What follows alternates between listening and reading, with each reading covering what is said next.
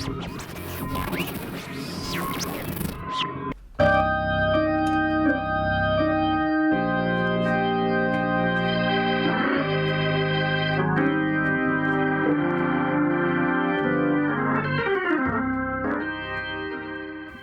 when I make a beat, it varies. It's not really a set process. Sometimes I have something in mind prior to going to the studio, and sometimes I just come up with something on the fly. Sometimes I set out to make a certain type of beat and I hear a sound and it drives me to something completely different. So it's never really a set process. You worked with Jay-Z on his album Blueprint 2.1 in 2003. How did that come about? Came about, I got called to do a session. It was actually, it's crazy because it was my very first session with Kanye West. And we ended up working on several tracks that same day, and one of the very first tracks that I co-produced or added keys and bass and all this other instruments to ended up landing on that album.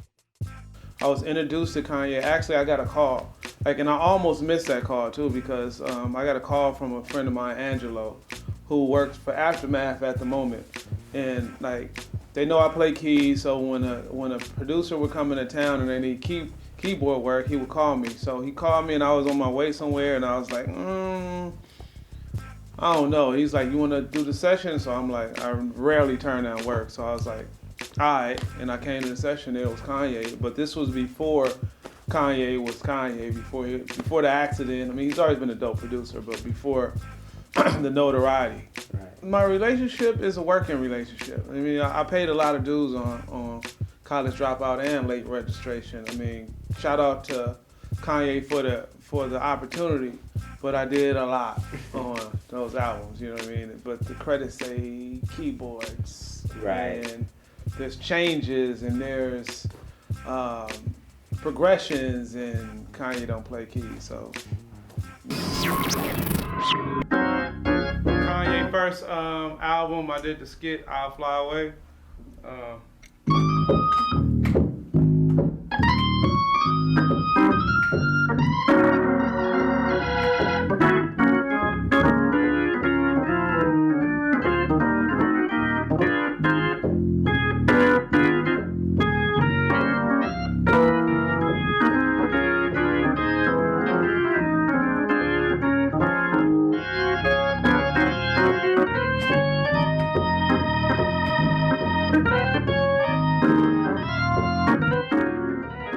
What do you think about Kanye running for president? Would you vote for him? I think it is an excellent marketing ploy. I don't think it's possible ever, but the fact that he got everybody talking about it was brilliant. I mean, I learned a whole lot from Kanye, from not just music, but about being in the room and just absorbing the energy and meeting execs. Because at that time that I worked with Kanye, he was really coming to his own, you know what I mean? So to work with him and to meet different artists, and I mean, that's how I met Game, and that's how that's the relationship spun off to me working with Game, and so many other artists and producers came from that experience. So working with Janet, I mean, at that time I was under Kanye, so it was Kanye's show, and I was just there to lend what I brought to the table for that project. You had to be professional, you know what I mean? But everybody had a crush on Janet Jackson or Penny or whatever you wanted to call her from Good Times. But I mean, she's an icon. She's a superstar. So you have to, maintain that professional atmosphere. But she was a great person. Very positive, pleasant to be around. So it made the experience a lot. It was worth it. A mutual friend of ours introduced us, and he put me on the phone with Face, and I sent him music, and he wouldn't send me nothing back. You know what I mean? I'm like, come on, dog. As soon as he called me and you want to send some stuff for Face, and I'm like, yeah, because I'm a very big fan of Scarface, always have been, and but when I got on the phone with him, he was such a cool dude. It was like I knew him for a long time, and that's very same phone call, we exchanged numbers and we just stayed in touch. That was 5 years ago.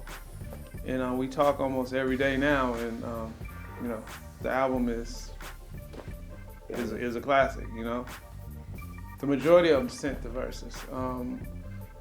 And that's another thing. It's a miracle that the project came out and it feels like we're all in the same room, because I mean, we have an amazing chemistry.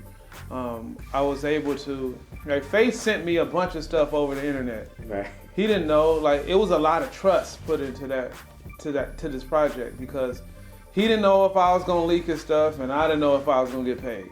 You know what I mean? So like we both risked a lot. We gambled.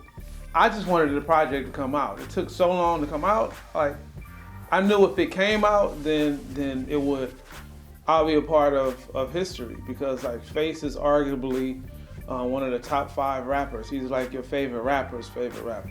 And I know he brings real music back. Like, we really played a lot of that stuff. I mean, the album is full of music. You know what I mean? We use live instruments, and I love that. So like that, maybe that's one of the reasons why I was always a fan, because he stayed true to the way he started. Like, he started in bringing real instruments into hip hop, and you go get the album. If you don't, then you'll know what I'm talking about.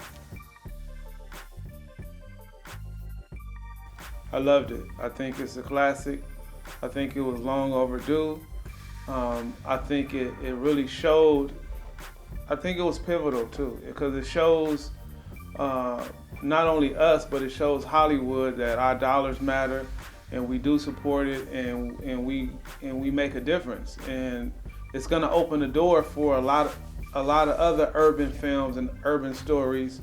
I mean, just like Empire, we kicking ass right now. You know what I mean? We're on the networks and in the movies and in the box office. We like, our dollars are counting, and they're listening to us now. So it's just up to us to put more quality out, and if we support ourselves, like, we could make a change, and we'll be the new owners if we take it seriously.